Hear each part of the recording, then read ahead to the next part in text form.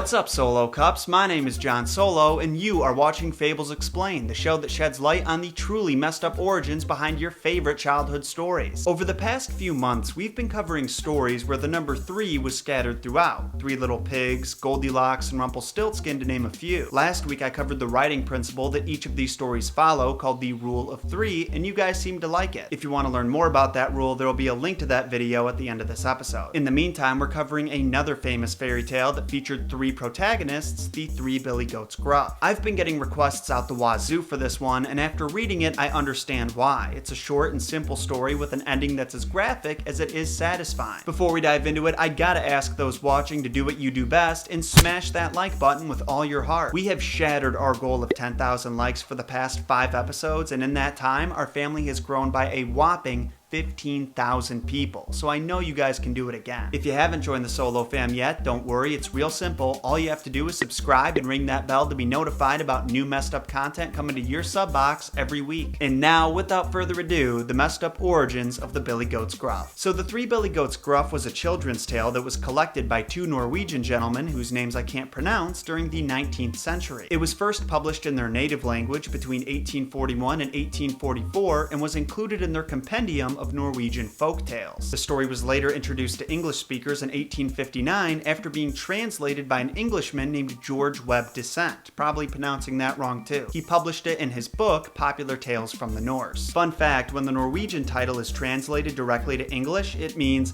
the Three Billy Goats Gruff who were going to mountain pastures to fatten themselves up. It doesn't exactly roll off the tongue, so the English title was shortened to the Three Billy Goats Gruff, which in my honest opinion still sounds like a rough draft title, but I digress. If you're anything like me, you're probably wondering why it's called the Billy Goats Gruff. Well, Gruff is actually the goat's last name, but if you look at the Norwegian title, it's nowhere to be found. That's because in their version, their last name was Bruise, which appropriately referred to the hairy tuft on a goat's forehead. That mistranslation from Bruce to Gruff happened to stick, and here we are over 150 years later, still talking about the Billy Goats Gruff. So the story opens by introducing us to a family of goats. Depending on the version you read, they might be grandfather, father, and youngster, but most of the time, they're brothers. The goats have run out of food where they're currently residing and decide to move up the hillside to an area that's better stocked to make themselves fat. Only to get there, they have to cross an old bridge over a raging river where a troll currently resides. That's funny, I always thought a troll's natural habitat was in the comment section, but apparently I'm wrong. Some of you guys should be living under bridges too. Well, this troll, who in some versions goes by Trevor, not kidding, Trevor the troll is very territorial, and as soon as the first goat starts clip-clopping across the bridge, he calls out, "Hey, who are you? What are you doing?" The goat responds, "It's me, the smallest of the billy goats. I'm going up the hill to make myself fat." The troll calls back, "Oh no you aren't, because I'm gonna eat ya." The smallest goat tells Trevor to hold up because there's a bigger goat on its way that would be much more fitting of a meal. So in response, Trevor tells him to scram. When the second larger goat starts crossing the bridge, they essentially have the same interaction, which again ends with Trevor letting him cross in favor of the bigger goat that's coming up soon. But Trevor may have bit off more than he could chew with this one. Actually, I know he did. When the third, even larger goat clip-clops up to the bridge, the troll calls out to him saying, "Hey you, your brother sold you out and now I'm gonna eat ya.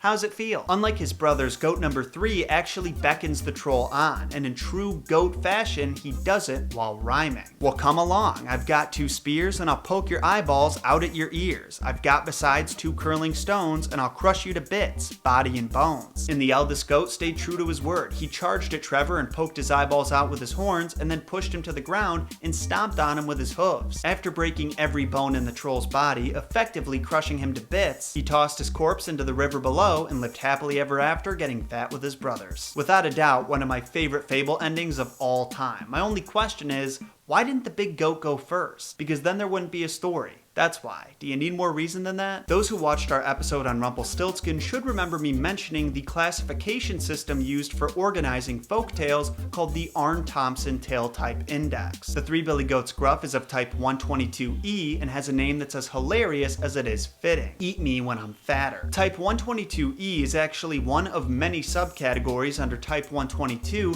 called the wolf loses its prey. In Billy Goats Gruff, the troll fills the role of the wolf. Troll fills the role of the wolf. That's smooth, I like that. Other subcategories include 122C, the sheep persuades the wolf to sing, and 122D, let me catch you better prey. In 122C, the sheep convinces the wolf to sing him one last song before he eats him, and when the wolf obliges, a pack of dogs show up to scare him off. In 122D, a captured animal pretends it'll help its captor catch better food and then escapes the first chance it gets. Oddly enough, type 122F is called the same as type 122E, eat me when I'm fatter. The classification system has been altered and updated throughout the decades, and that's probably the reason for little hiccups like that. Hopefully that's not too confusing, because there's a story in that category that I really want to share with you guys. It's a Tibetan fable called The Sheep, the Lamb, the Wolf, and the Hare. It follows the same basic story as the Billy Goats Gruff. An old sheep, referred to as Auntie Sheep, is living in a Tibetan valley, and every year she and her lamb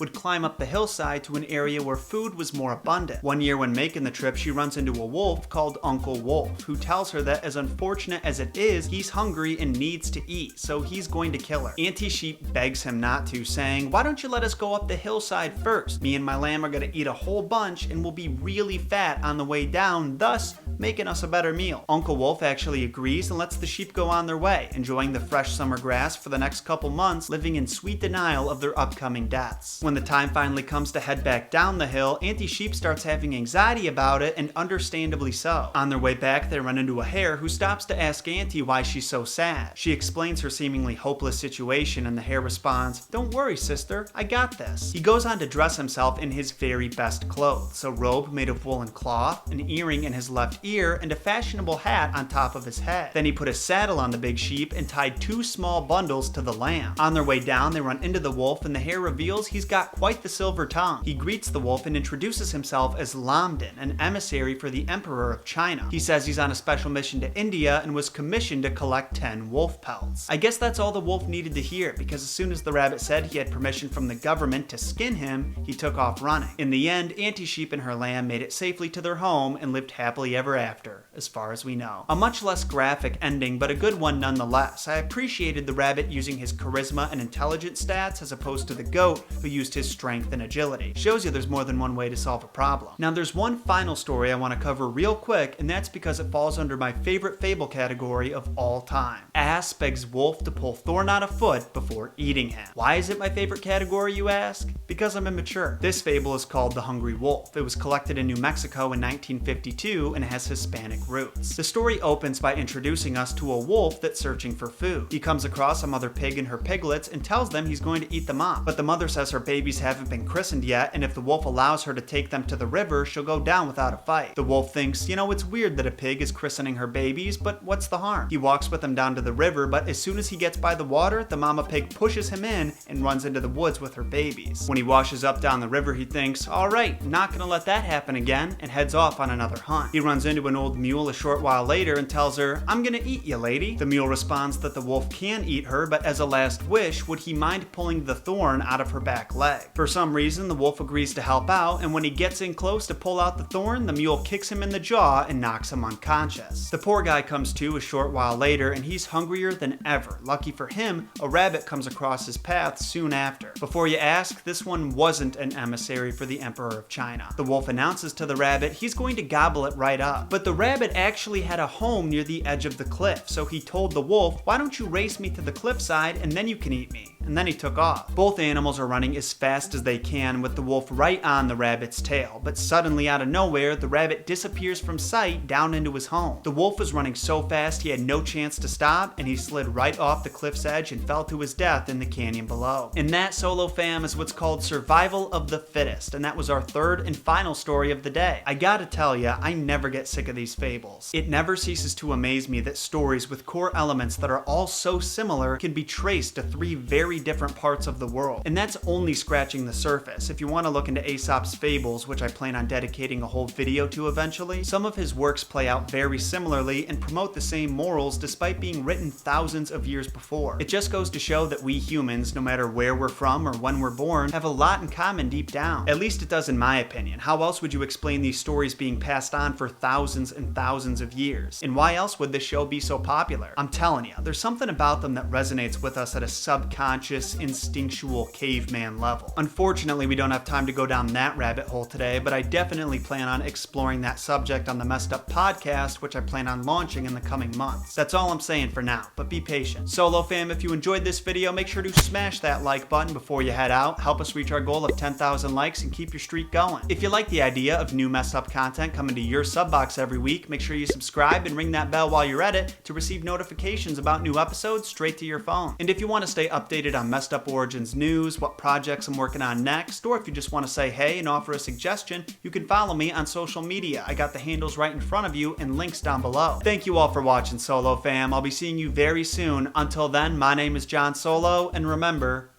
John shot first.